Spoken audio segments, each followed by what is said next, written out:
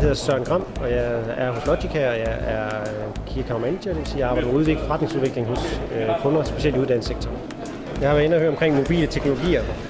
Jeg synes, det der har været spændende at høre omkring, det er det udgangspunkt, man har for anvendelsen af mobile teknologier. Det vil sige, hvad er det for et formål, hvad er det for en ting, som selve løsningen og det, man vil med det, skal opfylde. Når alt kommer til alt, så er det tit noget meget enkelt, så det er egentlig, hvad er det for et formål, der vil drive hele den mobile udvikling igennem. Så synes jeg, er det væsentligste spørgsmål, der hele tiden bliver stillet.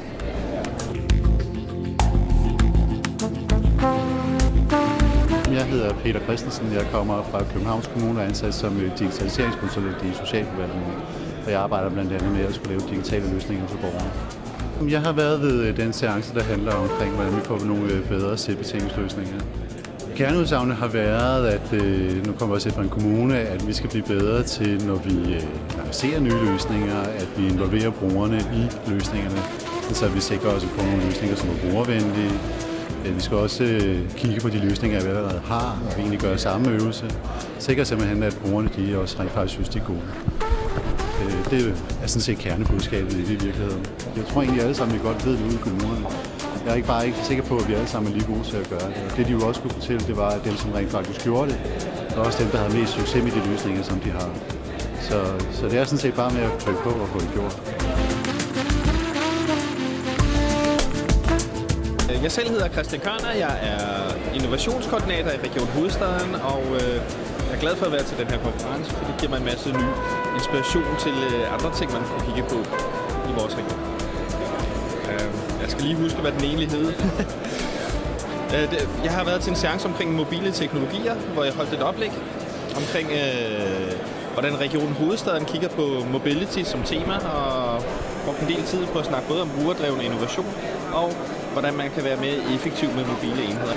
Altså en af de områder, som vi har en del udfordringer med i det offentlige, det er, at lovgivning omkring personfølsomme data gør, at vi for eksempel har svært ved at anvende clouding, som vi egentlig gerne ville, og cloud-løsninger. En af de ting, som læger og sygeplejersker, som det er dem, jeg arbejder med, gør rigtig meget, det er, at de giver medicin, de tager blodprøver og sådan nogle ting. Jamen, i den sammenhæng, der bruger de rigtig meget tid på at dokumentere. Og det tror vi simpelthen på kan gøres meget mere effektivt med nogle af de mobile teknologier, som understøtter for eksempel RFID i de kommende generationer.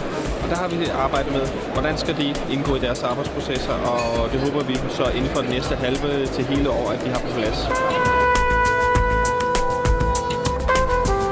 Jeg hedder Christina Hansen, og jeg kommer fra Lægemiddelstyrelsen, og hvor jeg er leverandørstyrer og contract manager, blandt andet på vores store digitaliseringsprojekt.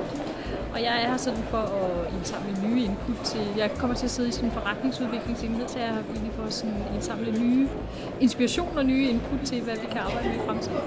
Jamen, jeg var til den, der hed Digitalisering Danmark version 3.0, tror jeg den hed. For det første så var der det her med at få sat digitalisering seriøst på agendaen, altså i offentlig regi, ikke? Med at få brudt nogle grænser ned imellem det offentlige og det private, og få brudt grænser ned mellem de forskellige dele af den offentlige sektor, så vi kan få digitaliseret hele hele det danske samfund. Ikke? Jeg tror, en af de ting, som jeg tog med derfra, som jeg har hørt fra en del andre fora, det er det her med, at man skal kigge på, om udbudsreglerne herhjemme er hvad kan man sige, er hensigtsmæssige i forhold til den takt, som samfundet udvikler sig i.